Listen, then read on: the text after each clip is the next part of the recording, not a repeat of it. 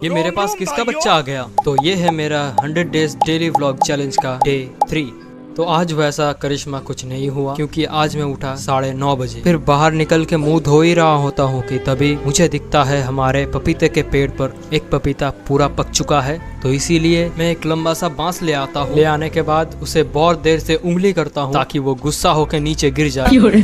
ऐसे ही बहुत देर से करने के बाद उसका पैर फिसल जाता है और वो पेड़ से नीचे गिर जाता है। यहाँ पे तो मैं एक पका हुआ पपीता तोड़ने गया था, लेकिन इसके साथ 2 फ्री मिल गया। फिर उन सभी को मैं घर में रख के आ जाता हूँ अपना मुंह धोने के बाद फिर मेरे सामने चाय पेश किया जाता है। चाय पी रहा होता हूँ कि तभी फिर मेरे पास आ जाती है मेरी छोटी सी प्यारी सी भतीजी। जी हाँ, मेरी एक भतीजी भी है। फिर यहाँ से मैं निकल के चल देता हूँ अपने रूम की तरफ। फिर आने के बाद सबसे पहला काम है मेरे बिस्तर को ठीक करना। तो सबसे पहले मैं उसी को ठीक करता हूँ। फिर ठीक करने के बाद डे 2 का जो व्लॉग था उसका कुछ एडिट करना बाकी रह गया था, तो फिर उसी को एडिट करने लग जाता हूँ। और इसी को एडिट करते करते करीब 2 घंटे हो चुके थे। फिर मैं एडिटिंग करते करते उठ जाता हूँ क्योंकि मुझे मम्मी ने बुलाया है। मम्मी ने दुकान में सामान खरीद के रखा है और मुझे उसे लेने जाना है, तो इसीलिए मैं जल्द से जल्द निकल जाता हूँ सामान लेने के लिए। फिर आने के बाद मैं मम्मी से सारा सामान कुछ ले लेता हूँ। लेने के बाद मैं फिर से निकल पड़ता हूँ घर की तरफ। फिर घर आ जाने के बाद फिलहाल के लिए जितना भी काम बाकी था